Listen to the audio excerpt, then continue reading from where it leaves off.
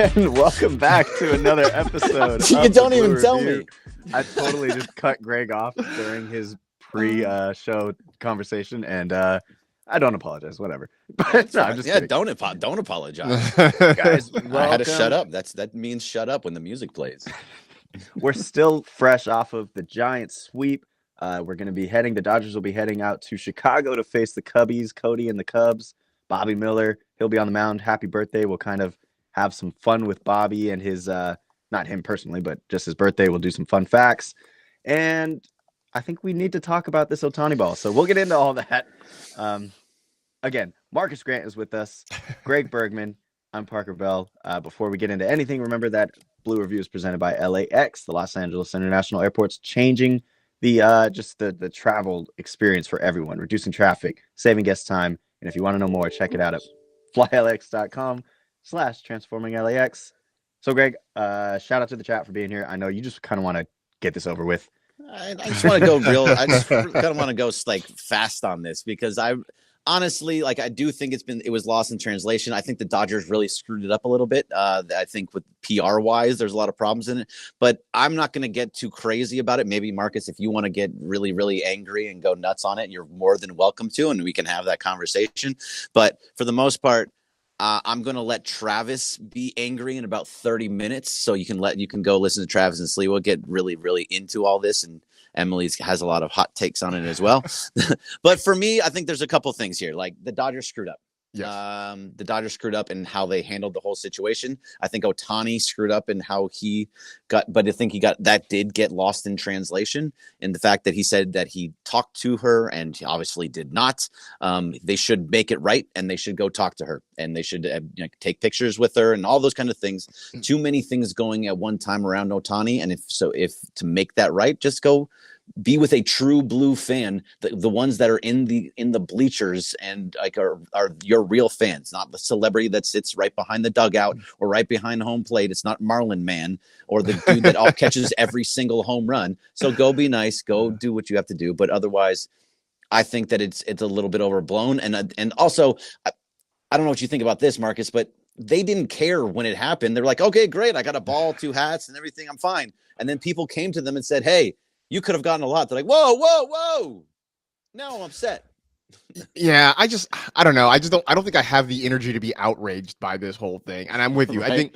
I think Dodger PR handled it poorly. I mean, they escorted her out off the bleachers like she was the designated survivor, like in Congress or something like that when she first got the ball. Yeah, obviously, look, he said that he talked to her. Apparently he didn't. Okay, that's bad. Invite the family to come hang out in the dugout before a game and play catch with them and take some photos. I don't think this is some sort of stain on Shohei Ohtani's character. And I think, look, we were all talking about this before the show. That ball is a much bigger deal to Dodger fans. It is more valuable to Dodger fans than I think it is personally to Shohei Ohtani. I thought he said all the right things about how it's, I'm so happy to hit it. It's a really big deal. It means a lot to me. But really, in the grand scheme of things, his first Dodger home run at the end of his career will be a footnote as opposed to the first home run he ever hit, in the major leagues, as opposed to, if he gets the home run in a 200, 300, whatever, however many he hits, nobody's going to, what do we say? This is like homer number 172 or something like that in his career. Nobody is going to remember this. And the idea that somehow you're going to turn this around and get a 6-figure payday out of it seems ludicrous. So, I don't know. I guess it's something for people to talk about that distracts us from talking about Caleb Williams and his pink fingernails. But I just don't have, I don't have the outrage in my heart over this thing. No, and you're not going to get $100,000. You're just not.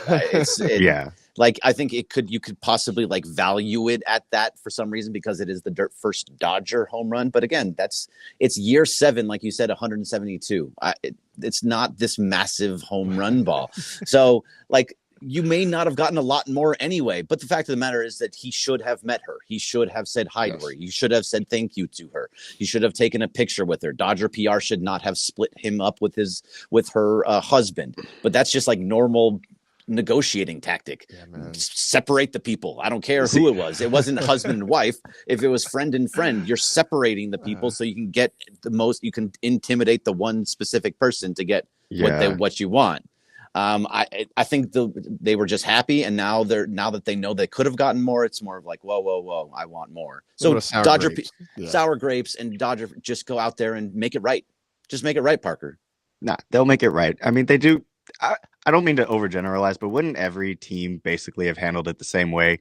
Sure, maybe you would have met there's nobody really on Ohtani's level, but sure, maybe you would have met Mike Trout when he hit his 400th or something. Ronald Acuna or something. Exactly, right? Yeah. But Ohtani, it's just a different level, and I mean, they'll make it right. They'll give you some sort of experience. I think it'll all be fine in the end, and it got blown out of proportion.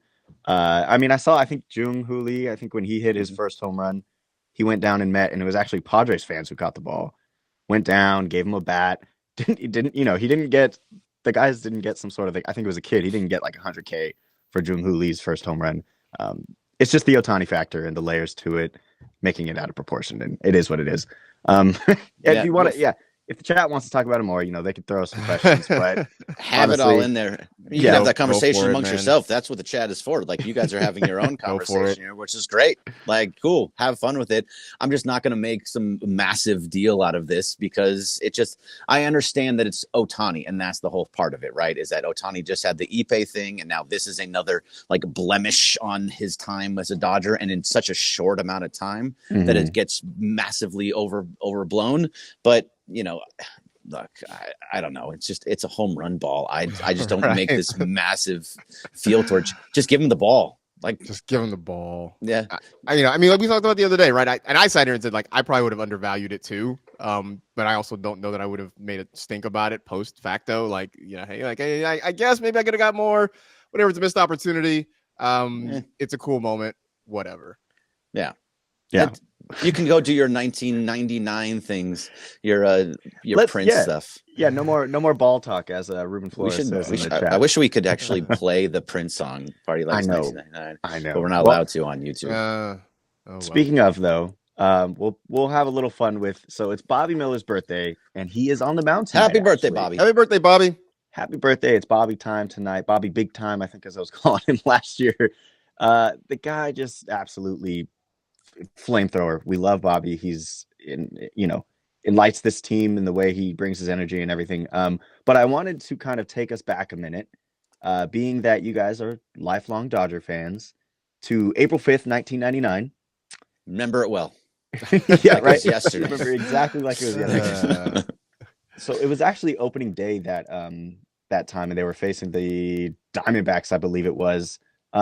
But before we kind of get into the game and maybe some of the names, I'm going to test you guys out a bit.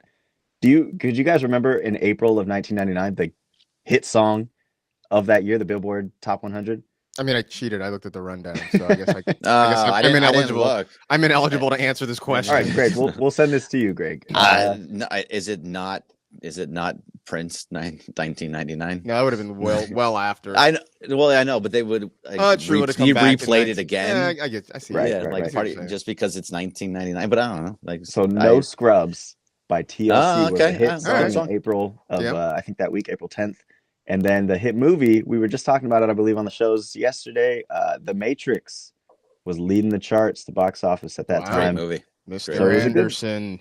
It was a good time for pop culture. Anderson. There was a WWE guy named Mr. Anderson at one point as well, and I used to say that all the time. I digress. So, okay, the Dodgers, Diamondbacks, Randy Johnson versus, I believe it was Kevin Brown. They won. Oh, God, with that massive contract. This actually was a crazy opening day. They won in extra innings in the 11th, and I want to test your guys' knowledge because there was a player who went off to hit a 3-run homer in the 9th to tie it, and then a 2-run homer in the 11th to win the game. I'm going to go ahead and just test your guys' ball knowledge and see if you can guess who that player was. Dodgers, 1999. Dodgers, 1998. Sean Green? Was probably there. The guy with hit 2 home runs. Jeez, I would have to. My so brain this is the again, Eric Parker. Young I don't remember years. yesterday. I know, right? Position. What position did he? Yeah, give me. Okay, yeah. Probably outfielder. Right field, he was hitting cleanup. Right field hitting cleanup 99. Mondesi was already gone. Yeah. Yeah. So Collinsworth didn't play Hollingsworth? right It field. was he Raul was Mondesi. It was It Mondesi. was Raul Yes. Mondesi. Okay, so Oh, he was all still right. there. All right. All So right. still there, I think, believe what would have been his last year. Yeah, he went for 6 RBIs that day and won in extra innings. Hey, So see? shout out Okay. to on this day. I'll take All that right. one. Yeah, that's a win. That's a win for you. That's a win for you. Oh, that's funny. It's funny. I think right about that time I was dating somebody and dating a girl and we went to a Dodger game and they did the whole Raul, right? And she was not a big Dodger fan, just kind of a casual one. And she was like, why are they booing him? Like, that's always my favorite. They're not booing. They're saying not. Raul. Yeah. Did you get into it? She did. She eventually got into it, and it was like, look, we had a beer, we had a Kulaku. She got to chant Raul. Like, it was a good day. Nice. Yeah, Jeff Shaw got the W that day. Jeff Shaw. Very interesting. Yeah, very cool moment in Dodgers history. 99. I mean, it's not like anything crazy happened in the postseason that year, but still, cool start to the season. And now we're already 9 games in, as opposed to what was opening day then. And we're playing the Cubs. So how are you guys feeling about this Bobby Miller versus Kyle Hendricks matchup? We're seeing Cody. I think the Cubs are 4-2 right now. So, I mean, they're not like starting off super hot, but what are we looking at? 4-2 is fine. 4-2 is not bad. Not bad. Well, the Pirates are like starting off 6-1 in the NL Central. I don't know how that's happening, but the Pirates start off 6-1 every year. They start off like 20-3 every year, and then they end up 20 games below 500. It's fine. Look, I'm curious to see, curious to see Cody Bellinger, right? I know he's not off to the greatest start offensively this year. I mean, he was a guy that, just personally, I felt like I still cheer for him, right? I still want to see him succeed. I just felt like it was at a point with the Dodgers where, to quote Gwyneth Paltrow, a conscious uncoupling was probably the best idea for both those sides. And so, like, I'm hopefully he gets has a long, healthy, happy, successful career, whether it's in Chicago or somewhere else. But at the same time, look, Kyle Hendricks had a rough start. He has an ERA of like 12 right now. So, that seems like a bad thing against a team that's putting up 5+ runs every single night.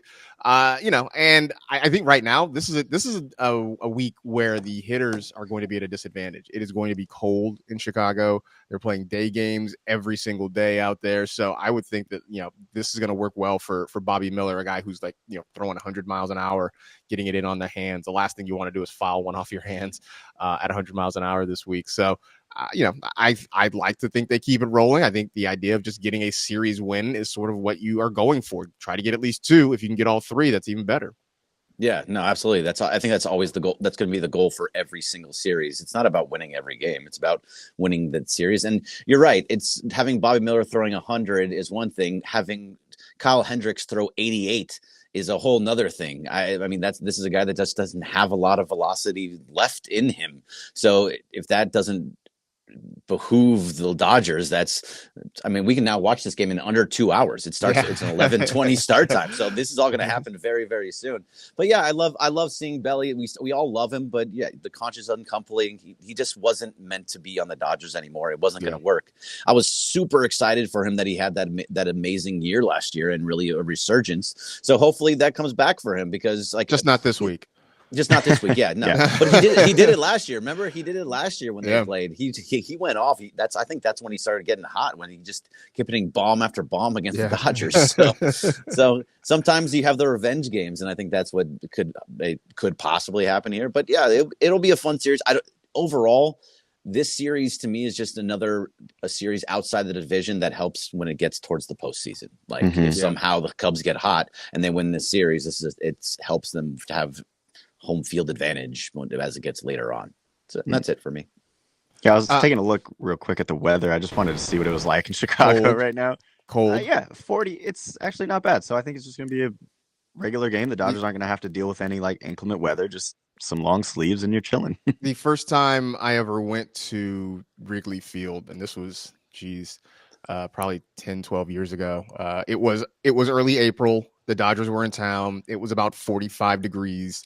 And this was during the McCourt years. Like that's how long ago it was. God. Like they were awful, but for whatever reason that day it all came together. Jerry Sands, I think, was still a Dodger. Oh, Jerry Sands. That's how long what a ago name. That's a But pull. it ended up like I picked the right day to be there. I think they dropped like 12 on the Cubs and like they just kind of blew them out. That was like a really great day. But it was cold. But Wrigley is always a fun place to be at. If you've never been, I highly recommend getting out there at some point. So I've been to Wrigley once, and it's amazing. A So day fun. game at Wrigley is one of the best experiences in baseball. It is the best bar in Chicago. Yep. It's absolutely amazing. Wrigleyville across the street. Yep. I think it was a really beautiful park and just has a lot of history and all that behind it. It was a lot of fun. I didn't even see the Dodgers when I went there. It was like 2006, somewhere between 2006 and 2008. And it was a ton of fun. I got like a dice game. No, who was it? Who was the outfielder for the Cubs back in Kosuke Fukudome? Yeah, Fukudome. Yeah. And I Wow. got a Fukudome shirt because I was like, I always just love that name. Kosuke Because Fukudome. if you read it wrong, it's something that you can't Exactly. And so say imagine on air. imagine, I'm under 30 and I'm out there. I'm like, yeah, I want this shirt. I had a picture of it like pointing to my back. It was great. Oh, hey, by the way, I don't know if you guys Kosuke saw this. Fukudome. That's Kosuke right. Fukudome. Amazing. Yeah. I don't know if you just saw this. A couple of tweets just came across my timeline regarding Jason Hayward. Basically, he said he did not get a cortisone shot. Said the problem basically was sort of sitting on the bench, cooling off, then trying to warm back up, and like the back was stiffening up. So this is from Jack Harris. Jason Hayward didn't sound too concerned about his back injury. Said it was stiffening up on days he was coming off the bench. So he and the team decided going on the IL would be the best to make sure it doesn't linger. So I guess that's good news. Like it's not a serious thing. Just maybe a couple weeks of rest, and hopefully he's good to go after that. Yeah, see, what makes sense too. Now you're going to Chicago where it's cold, but Yes. we're talking about, and so you're back, and then you're going to Minnesota where it's going to be cold. Even colder, maybe. Probably makes sense to not be out and trying to play with a stiff back in the cold weather. So just Dodgers being smart. And with Miggy Rowe and Kike just slapping the blank out of the ball. You almost fine. said it. You were close. Almost slipped. Hey, while we're We can't hit a dump button on this, by the way. I know YouTube's dangerous. While we're like on the topic of the Cubs, have you guys had a chance to see, or Marcus, have you had a chance to see Shota Imanaga? I think we're going to be seeing him in Game some 3. Clips of him. I've seen like some clips and some highlights. I mean, he looks filthy. I'm curious to see him like for real, but he looks nasty. Yeah, so- no, I saw a couple just like you, and he does look really, really good. I think he had like 8 or 9 strikeouts in 9 his Ks, last, yeah. 9 Ks in his last start. So yeah, look, the people that are coming over from Japan right now are playing at a very, very high level. It's the same with Kodai Senga that's in with the Mets. I don't know what his numbers are this year, but he looked good last year. The Mets are generally bad right now, so Yes, they are. They had a weird. Somehow they won in extras, and there was like it looked like maybe 6,000 people. At the there stadium. was like nobody there. It was so sad. Yeah, but there's a lot of talent is coming over from Japan right now, and they're playing at very, very high levels, and that's why, Roki Sasaki is supposedly going to be a Dodger next year also. Like that isn't the next pipeline, and so you're going to start seeing a lot more and more. So guys like John Ireland that say, "Oh, I don't know, they've never pitched in the major leagues before." Well, a lot of guys don't pitch in the major leagues before and come out hot. Also, I mean, look, the Japanese team keeps winning or getting close to winning the World Baseball Classic every couple of years. Mm-hmm. They can play with anybody. Like these guys can play with anybody. So. Yeah, it'll be really cool to see. I know because we're also going to see Yamamoto in this series. So you're getting in the spotlight Ohtani, Yamamoto, Seiya Suzuki. You got Shota Imanaga. I think it's just a great era of Japanese baseball, and it's just continuing to grow. So I'm excited to see where it goes. Like you said, Greg, we're going to be seeing Roki probably in Dodger Blue soon, and I think, it's just really cool to see, and I'm excited for baseball and the future of baseball. But I don't know. I kind of wanted to look at the chat, see how everyone's doing. We got some talk about like Vargas down in AAA. He's absolutely raking. I don't know if you guys have, Greg, have you had a chance to see his performance? I have not. Have you, Marcus? I have not, but I know he's he's gotten off to a really good start so far. Yeah, just seeing that you got Vargas, who's absolutely doing well in AAA, and you got all this news about Hayward You got guys like Miggy Rowe continuing to carry. One, it's making me forget about Lux, which is one thing, but two, just it's making me feel safe and secure knowing that this lineup, top to bottom, again, has so many options, and they're going to continue to just score 5 runs. Do you think they can beat that 1932 Yankees record, Greg? I mean, it's possible, right? They just need 4 more to tie. So yeah. Like if you have to sweep the Cubs, take 2 from the Twins, and then you beat it. But that's not going to most likely. 5 runs is a lot every game. That's why a lot of runs every game. It doesn't happen. That's why it hasn't happened since 1932. And before them is only 10. 10 is the second most. So wow. Yeah, like against Hendricks tonight, I think it's very, very possible. But it's not going to happen somewhere, and you're not going to expect it. So but the thing you were talking about, Lux and Rojas, I think we are realizing at this point now that Gavin Lux is nothing more than a platoon second baseman. He is not going to be out there when there's a lefty on the mound. They're going to bring in Miguel Rojas, and Mookie will go over to second base. That is what it seems like. That is the plan. They're taking the bat and the defense away from Gavin Lux in situations where he's not going to be as successful. Well, it's not even just against left-handers. I mean, I've seen it late in ball games too so far when, it's close and they want to make some defensive adjustments. They've brought in Rojas and moved Mookie over to second base. So yeah, right now, I mean, unless there's some dramatic improvement defensively, or he's just hitting the ball so amazingly that they can't take him out of the lineup, I think this is kind of what it's going to be all year. Yep. Yeah. So, I mean, for me, guys, that's kind of all I've had for today. Greg, I'm going to just kind of send it over to you, see if there's any last remaining things you want to hit before any more 1999 talk we want to get into before we close it out. But again, like I said over and over again, I legitimately don't remember yesterday. So remembering something from 1999 is very, very difficult for me. You're trying to dig up the Dodgers roster from 1999. I have it on hand if you I'm want. Looking at it. Yeah, I'm looking at it right now. I mean, Adrian Beltre was still there. Eric Karros, shout out. Still there. Wow. Eric Karros was there. Alex Cora was the shortstop. Was 99 the year he had that ridiculous at bat where he fouled off like 13 pitches? 18 pitches or whatever, and then hit the home run at the end of it. I think that might have been that year. Was Cesar Tours the shortstop? No, Cora was the shortstop. Oh, Cora was shortstop. And then like Craig Counsell was the second baseman, which I don't even. Remember. Mark Grudzielanek was there. God, he was so frustrating. Grudzielanek was a guy that when he came over from Toronto, I believe, I was so excited to have him. Montreal. He was so excited. Yeah, I was excited for him to be here, and then he just drove me nuts game in and game out. I think he may have been a villain for me. Wow, Devon White was still on this team. Jeez, I don't even remember him being on this team. I vaguely remember, but yeah, he was 36. So that had to be like one of his last years. So what was the outfield? Was it Brian Jordan in left field, or was it Devon White in left let's field? See. Well, who do they have? So they had was it Sean Green? What must have been at center? No, I'm looking at it. It was probably Devon White. Oh, Devon was. Oh wait, Gary Sheffield was there. So like Sheffield. Okay. At that point, he'd gone to left. Hollingsworth and Mondesi. Oh, geez, Hollingsworth. Yeah, Hollingsworth was there. Yeah, Sheffield, Hollingsworth, and Mondesi. Talk about guys who left and went to the Cubs and had success. I mean, Todd Hollingsworth was a much better Cub than he probably. I mean, I know he won the Rookie of the Year with the Dodgers, but he was probably a better Cub than he was a Dodger. Yeah, absolutely was a better Cub. I think the chat is loving this 99 Dodgers talk. Carlos Sanchez in the chat saying Yasturez and Grudzielanek are deep pulls. I love it. Man. I mean, Cesar Tours. I haven't heard that name in a long time. I like his brother. I like his brother Meister a little better. That's because you're an Angel fan.